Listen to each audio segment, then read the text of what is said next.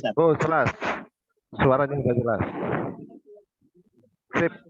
Waalaikumsalam warahmatullahi wabarakatuh. Teman sekalian, sebelum Sip. kita memulai pelajaran pada pagi hari ini, mari kita buka dengan bacaan Al-Fatihah, yang mana hadiahkan Al-Fatihah kita, pahalanya untuk kedua orang tua kita, guru-guru kita, dan kalian semua, sehingga hajat dan cita-citanya Allah dikabulkan.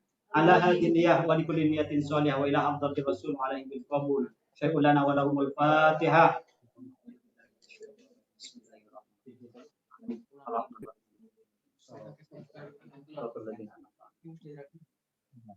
Terima kasih. Mari kita mulai pelajaran hari ini dengan buka buku PAI-nya halaman bab 4 sumber hukum Islam. Sebelumnya mempelajari bab apa? Siapa yang bisa? Sebelum bab 4 temanya tentang apa itu?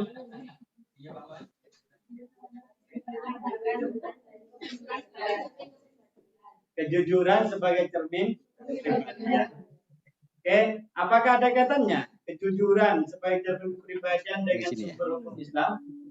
Siapa yang bisa mengkorelasikan, menyambungkan, mungkin gitu, antara kejujuran sebagai cermin kepribadian dan sumber hukum Islam? Ada yang bisa? Silakan.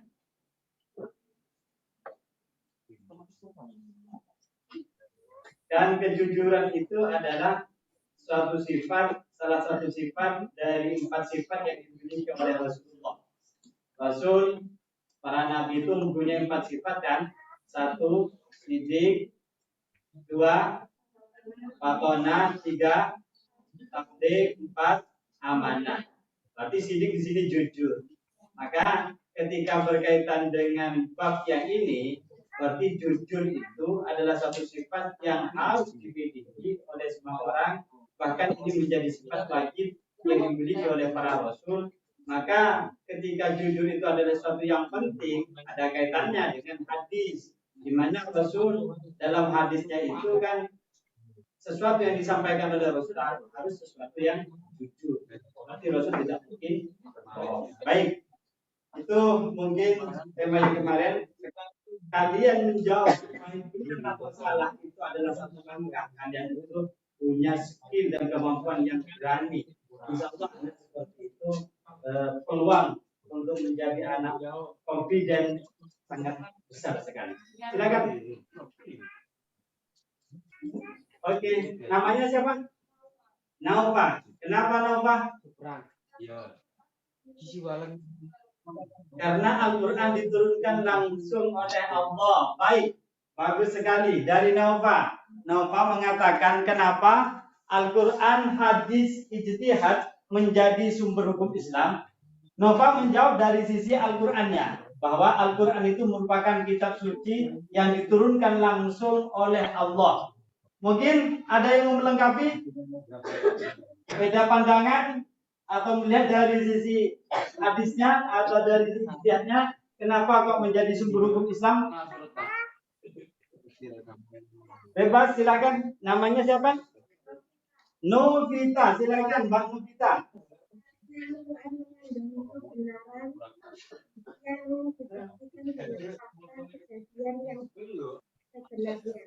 Baik, bagus sekali. Itu kayak literasi itu. Karena membaca. Orang yang banyak baca itu mesti bisa mengembangkan. Jadi ada dua pendapat sebenarnya saling mendukung, tidak terlalu bertentangan. Ya, pertama dari Nova itu mengatakan Al-Quran itu kenapa menjadi sumber hukum Islam, karena ini merupakan kitab suci yang diturunkan langsung oleh Allah kepada Nabi Muhammad dan malaikat Jibril tentunya. Akan tapi oleh Novita dilengkapi bahwa Al-Quran itu merupakan suatu ajaran murni yang berupa fakta, realita yang kemurniannya itu, tentunya itu tidak bisa diintervensi oleh pihak lain.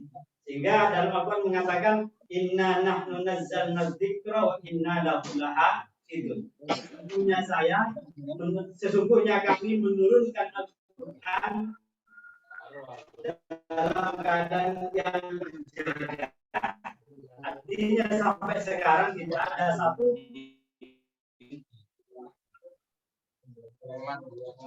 orang di belahan bumi manapun yang mampu merubah satu ayat Al-Quran. Jangan satu ayat, satu huruf yang ada dalam Al-Quran tidak ada satu. Karena Al-Quran yang dijaga oleh Allah, sang pencipta, sang pemilik, maka Al-Quran ini tentu layak dan pantas untuk dijadikan pedoman hidup manusia, dan Al-Quran menjadi salah satu dari 3 sumber hukum yang ada di dalam agama Islam. Jadi, baik, Al-Quran, hadis, kalian tahu, dengan didiskusikan kalian akan paham. Silakan. Yang tengah mungkin atau yang belakang biar lebih semangat bertanya, nah, nggak apa-apa diskusi ini. Ya kan kamu ngobrol tentang beli baju kemarin atau apa itu, buat enjoy aja. Ya buat pembelajaran hari ini adalah curhat satu sama lain tentang apa yang ada di isi kepala kalian. Kalian nggak perlu takut, nggak perlu minder, nggak perlu ini. Ya, karena mempunyai hak yang sama. Buktinya seragam kalian sama. Makanya masa harus takut.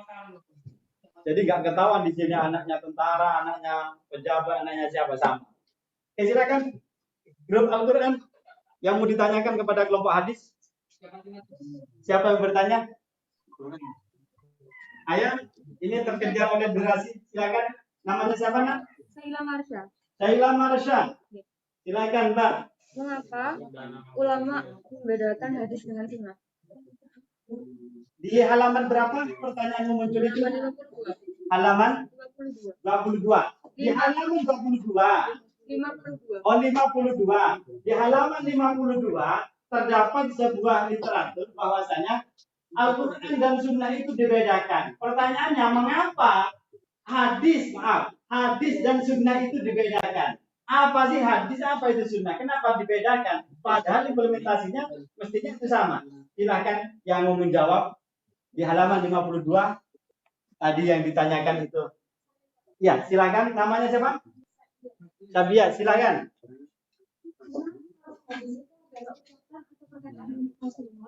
Sedangkan sunnah segala apa yang dilakukan oleh Rasulullah yang menjadi sumber hukum Islam. Oke, baik. Kalau hadis itu merupakan ucapan dan ketetapan dari Rasulullah, adapun sunnah adalah bentuk perbuatan perilaku Rasul yang menjadi sumber hukum, katanya Mbak yang sana. Bagaimana? Ada pertanyaan berikutnya untuk melihat sisi celahnya dari jawaban yang ada itu.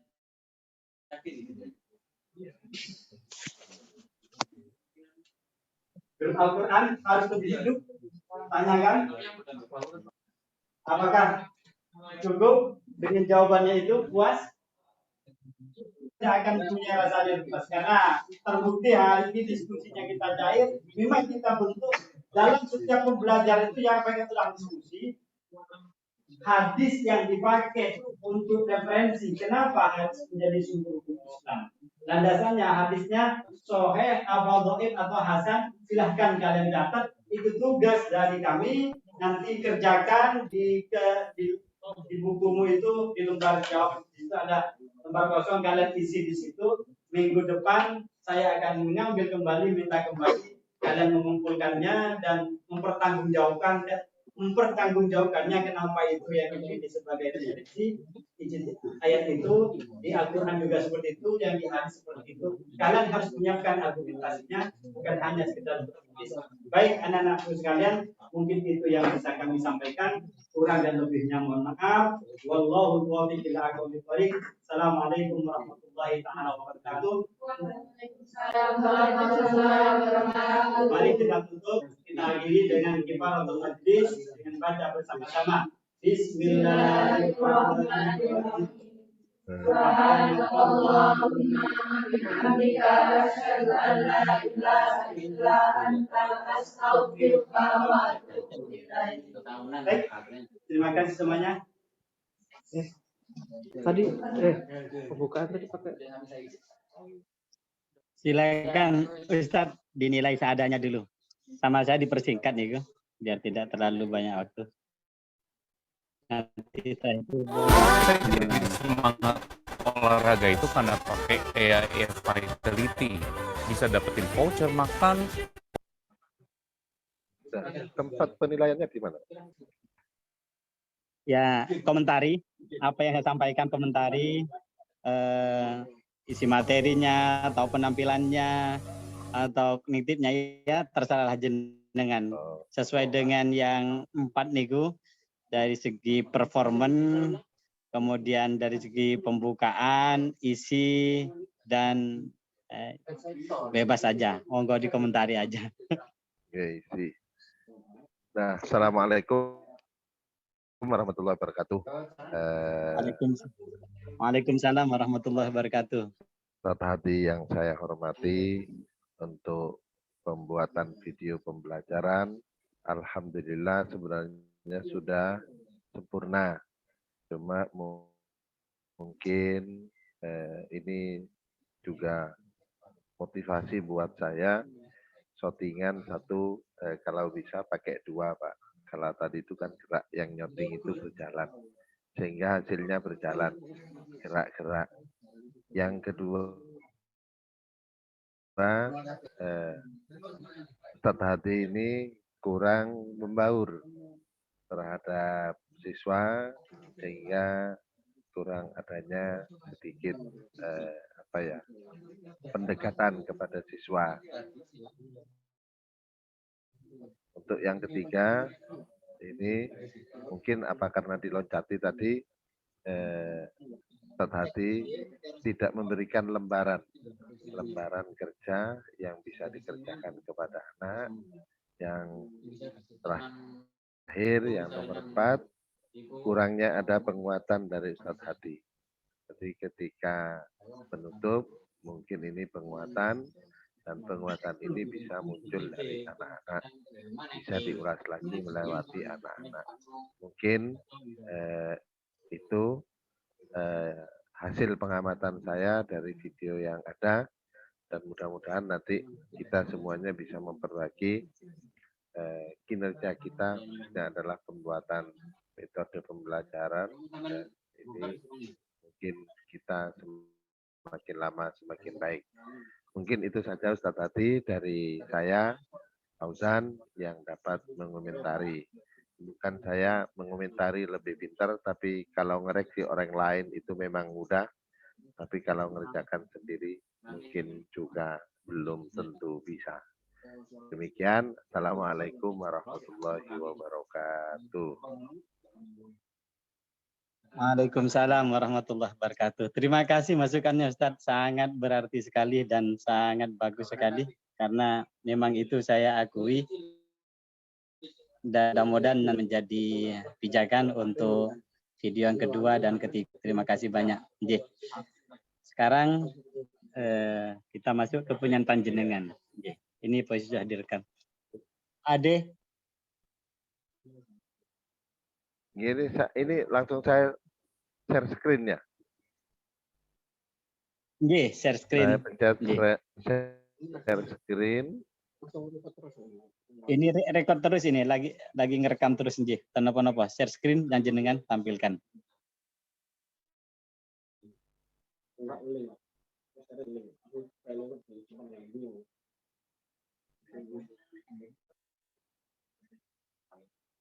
Bentar dulu. Kok nggak muncul? Setelah share screen muncul apa, Pak? Kenapa, Ustaz? Setelah saya share screen, ini saya matikan dulu salah satu, mungkin kalau dua-duanya nggak bisa mungkin. Salah satu mawon. Oke, saya matikan yang HP, tapi saya nggak bisa bersuara karena laptopnya nggak bisa.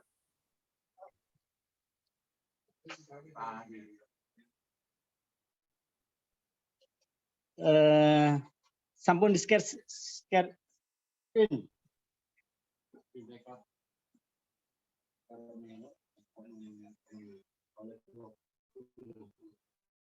Nah, Nabi, ya Bapak Nabi.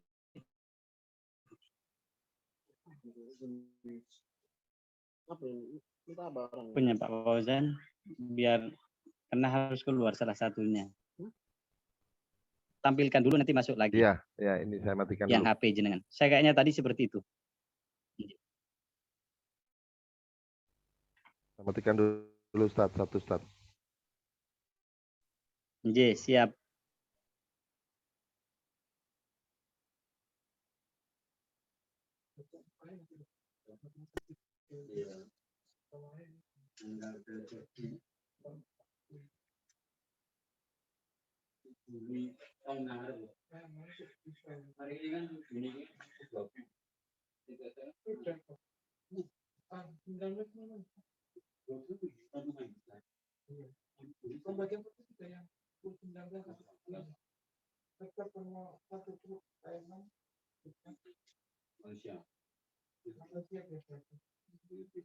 Sana Pak, ada telepon.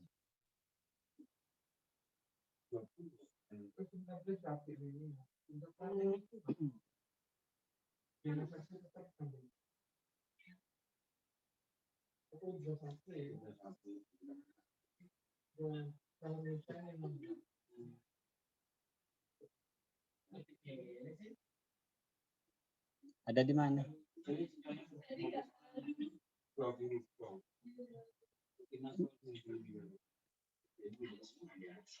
Belum. Itu punya Pak Fauzan lagi dimatiin satu HP-nya karena nggak bisa kalau nyala dua-duanya katanya. Sementara suara dari HP. Tak suruh keluar HP-nya ya. Oh, saya yang nyetel di Ustadz Fauzan. Iya, ya. Kirimin link YouTube-nya jenengan ke saya biar saya yang muter di sini. Oh gitu, oke. Pak, ambil dulu, ya. Nggih, ambil kiriman ke saya biar saya yang nyetel dari sini. Ya, oke. Saya ambil dulu. Ini lagi ngerekap terus nggak apa-apa komunikasi. Nggih, tak tunggu nggih linknya. Nggih. Nggih. Ya, gitu.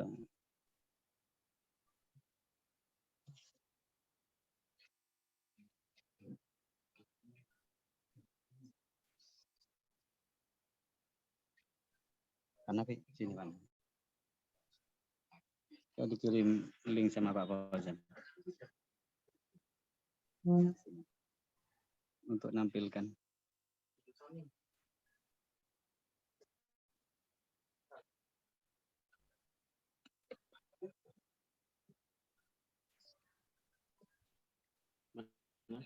Belum.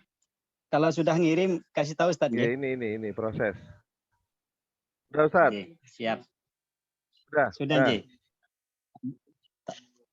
Tak buka nggih.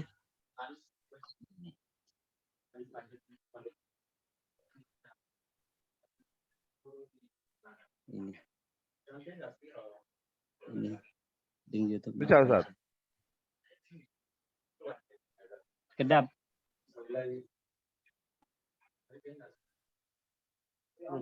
Ini. Oke. Ya, sampai. Assalamualaikum warahmatullahi wabarakatuh.